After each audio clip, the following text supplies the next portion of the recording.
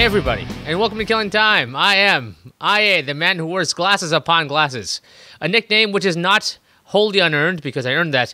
Today I'm with JB, the man who is known as the man who thrashes people on his belly. The Florida Gator, the Otter Thrasher, the madman of the Midwest. Mostly because he only visited the Midwest once. Because he was also upset at the time. Because he was supposed to be on a layover and he was there all day. Just Bob, how's it going? It's going good. How you doing? Oh, I'm okay. I have many sunglasses on right now, and I see that your shirt has a lot of writing on it for some reason. Yeah, it's the Red Sox, some of the great players. So what's the deal with the sunglasses? Is the future show so bright you got to wear shades? You know, it's really bright in this studio. So Okay. Take care of that. Okay. And this is the show that searches for entertainment that does not suck. And have you seen anything lately? I've seen a couple things. Let's see. I watched the movie Split recently. M. Night Shyamalan, the one with James McAvoy, where he's got like 23 personalities, and he kidnaps a couple of young girls. Any of this ringing a bell? Yes, a lot of it is. McAvoy, known as Professor X to us nerds, is playing a role, like you said, split personality. Kind of reminds me of Identity from what I saw from the trailers. So what did you think of it? I thought it was really good. I think McAvoy does a great job. He's an amazing actor. There's a twist at the end for anybody who's a M. Night Shyamalan fan, which is kind of cool. And, the characters were good. It was one of, his better movies in a while, in my opinion. Well, that's not really fair, because he hasn't had a good movie in, 10, 15 The Visit, years? The Visit was okay when he had the one with the kids visit the parents who aren't actually the grandparents who aren't actually the grandparents. But no, this was good. I mean, you can tell it was shot on a lower budget, and but he didn't rely on all the stuff in his big budget movies. He relies on too much visual effects and things like that, and he just relies on a pretty decent story, a pretty good thriller. So this guy's got a lot of split personalities, not very easy to carry on, I think, 20-something characters. 23, but they really only focus throughout the movie on, I would say, 4 or 5. So, we know he has 23 personalities, but we see, probably 15 of them, but they focus on really 4 or 5 of them. Are any Professor X? No. None that we see. That's a bummer. It's like number 25. So there's a bunch of girls being kidnapped, and I was watching a podcast, and they're talking about how the people that were being kidnapped maybe should have left. Maybe the characters weren't as bright as they should have been. What did you find? Oh, absolutely, yes. When they actually did the kidnapping, they absolutely should have left. But I just assume it's stupid girls. Yes, stupid movie characters. Yes. We have no issues with women here on this show. Yes, but they do explain a little bit of why the character who had the best chance to leave didn't. We kind of learn about her character and understand why she didn't later in the movie. So is there the trademark twist with a Shyamalan movie or not? What was this movie like? And if... the twist is that... okay, spoiler, twist, blah, blah, blah. Twist is it happens in the same world as his other movie, Unbreakable. And the last scene is the character of the Bruce Willis's character, who is pretty much a superhero, seeing on the news that this serial killer, well, not serial killer, but this psycho kidnapper guy with tons of personalities is on the loose. And we assume that he's going to go take care of him because that's what he does now. Oh, good. That's the twist. I can't wait to see the whole Shyamalan universe being all interconnected when Bruce Willis fights the wind in The Happening. Yeah. So the idea is this was people are saying unconventional Unbreakable 2, and there'll be an Unbreakable 3, something like that. Well, Unbreakable was a really... I liked Unbreakable. Sneaky superhero movie. Yeah, before superhero movies were big. Yeah, actually, I think it was during that time where they peaked and then died because, Batman and Robin happened. Which is... well, before like now with this resurgence, or every other movie is a superhero movie. Okay, so do you think it's worth your time, other people's time? Yes. To go with it? Yes, if you like, it's a thriller. I mean, it's like a I wouldn't say it's a horror movie. I mean, it's not that scary, but there's a, thrilling aspect and some good acting to it. So, do you have to go to the theater for this or not? No, absolutely not. No, this is definitely I rented it on Amazon for $3.99, I think, and it was worth that to me. Now, why'd you do that? Because I saw it and I was in the mood for it and I watched it. This is terrible reasoning. I wanted to watch it. I watched it. That's it. Yeah. That's sometimes you find entertainment does not suck by just saying what the hell and going for it. Well, that's how I feel about The Founder. I want to watch that. I haven't watched it yet. Yeah, that's on my watch list. I haven't watched it yet. It's just sitting around. I got a free rental sitting around. I'm like, maybe one day I'll execute this to watch Michael Keaton. The reason I wanted to see Split was McAvoy. The reason I probably want to see Founder is Michael Keaton. Not me. I was a big fat kid. You know this. And I'm all into fast food. And you like French fries. Yeah, I know. Yeah.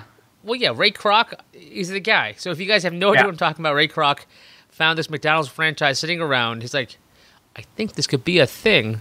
He's the one who made it the McDonald's we know today. Right, because McDonald's was this couple of there was a couple of little stands, and they had actually a very large catalog of food that they would serve you. They cut that down to like 8 items, and then they learned how to make that very quickly, hence fast food. And then Kroc in his like 40s or so decided, hey, I think we could actually make this a thing, and then burgers. Yep. Anyway, what have you been watching, reading, doing? I'm waiting for The Flash to come back. As we're recording this, Flash is going to be back today. This week, yep. So, all the CW properties are back this week. So you might see this in like 2019, and you're like, what's going on? I don't know. I haven't seen it yet. I've been reading a book called Superman vs. Hollywood. It's a really good book. Interesting. It talks all about every version of Superman that's ever made it to movies and film and television, and all of the backstage problems with... Does it include the Nicolas Cage version? It never made it it made it not to production, but it was close. Okay, so it includes that, because that's the John Peters version. And I am 50% of the way during the finished with the book. And I've read the Fleischer stuff, I've read obviously the Christopher Reeve stuff, the stuff, everything in between, the George Reeves stuff as well. And finally I'm up to the John Peters. Terrible, terrible, terrible. If you've ever seen Kevin Smith speak about this or on YouTube, you know what we're talking about. This idea that, well, John Peters had this idea for Superman.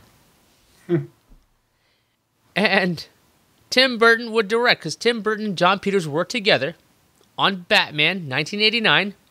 And when I was reading the book, John Peters is actually the reason why the movie posters were just literally the bat symbol and the date. That's cool. A lot of this like edgy stuff John Peters is responsible for. But if you've ever read or listened to Kevin Smith, you know that John Peters might not be the biggest Superman fan. One of the quotes in the book while I'm reading is like, Peters is ready for Superman for every part of Superman except for that goddamn suit. Normally this book does not go into this like swear language or any of that stuff. It's actually a little bit highbrow. I've had to learn words for this book. Very well written. I think it's very well researched. From what I know, I need to read like a second or third book to see what I don't know. And it's a really great book. There's no brooks in this thing, by the way. It's a good brook. There's a stream. There's a stream of consciousness that goes to Supergirl, the movie. I'm not even kidding. There's actually a whole chapter. Oh my God, they talk about Oh, that was bad. Now get this. As we know. Here's why I think about Brooke. Because Brooke Shields was the other candidate for Supergirl. And guess what? She didn't get the role. That's probably the best thing that ever happened to her. To her, not the movie. 19-year-old out of like grade school, Helen Slater got the role based on her charisma. And you and I tried to watch this movie for another show. And she's not the problem, okay? The studio had huge issues. Like the story was supposed to be about Brainiac. It's supposed to be about all this sci-fi fantasy stuff. And it's supposed to be amazing. And it was bad. No. But also, I found that Paramount apparently is awful and evil. They're tantamount to organized crime back in the 40s. And Warner Brothers and the Salkinds are the guys behind the 78 Superman series and Supergirl, were like crazy. Warner's just like, yeah, we own Superman, but nobody wants this. It doesn't matter. It's fine. Here's the best piece of trivia I learned. The company that bought Warner Brothers and DC Comics, their money comes from, here's Mad Libs. Where did their money come from? I don't know. Drugs. Alcohol. Close. Women. Parking lots. Prostitution. Parking lots. Parking lots. Are you kidding me? No. They make that much money from parking lots? Well, it was the 20s and 30s, so they bought like a movie studio, and then they bought like DC Comics. They're like, yeah, okay. Wow. Yeah, not the right management for this. It explains why Superman had all these problems in Hollywood. Great book. Go read it. Superman versus Hollywood. Superman versus Hollywood. I'm on this. This Available sounds on Scribe. right up my alley. Scribe.com. Use the offer code KillingTime. And when it doesn't work, email them to tell them Killing Time is the reason why you go to Scribe. Because it is. We mention it pretty much every episode now. Well, I read books on that thing all the time. Yep, it's Great good. book. I've started using it too. You got papers, you're showing that? You got there? Yeah. All right. I got nothing else. That's the end of this episode. I got nothing. It's been a slow couple of weeks. All right. Thank you, everybody who watches the show and everybody who supports the show. And we'll see everybody later. And then I'm going to say some words until I'm cut off. You ready for that? Yeah, I'm ready for that. We can keep going. Yeah, just keep going. Just keep telling me.